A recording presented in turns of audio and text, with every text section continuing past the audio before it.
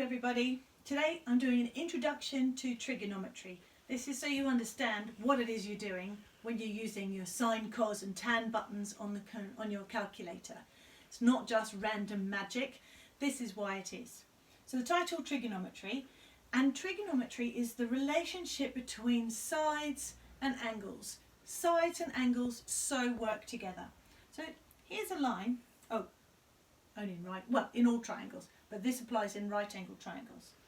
So if I make this one here is 3 centimeters long, and I draw an angle here going up at, let's say, 45 degrees. Okay, if I want to make a right angle at 45, if I want to make a right angle triangle, if I go up 45, it's only going to be able to hit there. It can't hit anywhere else, can it? If I went up at 60 degrees, then I would hit up here, if I used that whole angle there of 60 degrees. So it depends how big the angle is, how long your opposite side needs to be.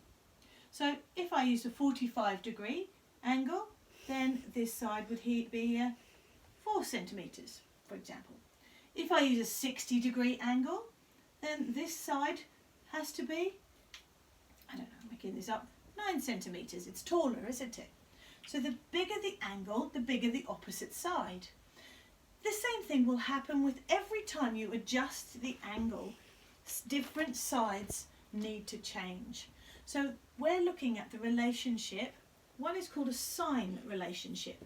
So the sine of an angle, I'm going to call it this symbol here, which is called theta. The sine of the angle affects the opposite side over the hypotenuse.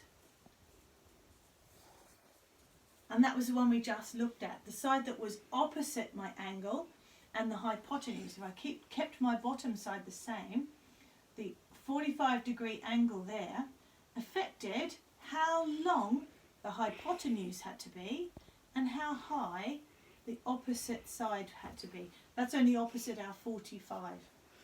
So that's the sine rule. There's also one called the cosine rule. The cosine of an angle is adjacent. There's a new word for some of you. Adjacent over hypotenuse.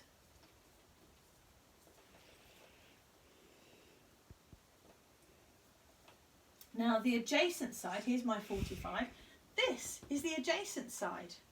So if I keep this one the same, right, if I said, well, this side here has to be,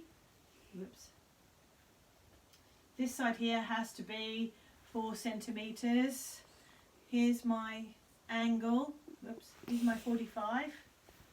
Well, adjacent to it and the hypotenuse are going to be the ones that are affected. And the last one, the tangent of an angle, is affected by the opposite. It affects the opposite and the adjacent. They're the bits that have to be, if you adjust the opposite, it'll affect the adjacent side. Adjacent meaning right next to, opposite meaning across from. So labeling your triangles is super important. Labeling your triangles. So when you have a right angle triangle, opposite the right angle is always the hypotenuse. I'm going to shorten it to hypot.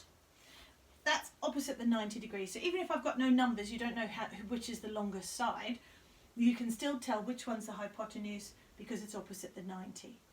Now, if I was labelling up, there's my angle, I'm going to call it theta. Keep it still, Christopher, please. I'm going to call it theta. Opposite theta is this side. So that side there is the opposite. Directly next to theta is the adjacent. Obviously the hypotenuse is also exactly next to theta, but it's the hypotenuse, so that pulls rank. So adjacent is right next to. Now if I've got the same triangle, there's my 90, so there's my hypotenuse. If I was talking about this angle up here, I'm going to call this one x. Which side is opposite x? Opposite the x is here, and adjacent to the x is here. So when you're labelling up your sides, it depends which angle you're talking about. As you can see, it all relates back to the angle, and that affects which sides you're talking about. Okay, so that's how trigonometry works as an idea of the angle affecting the sides. You must label up your triangles properly before you even start doing things with numbers. That'll be in my next video. Bye!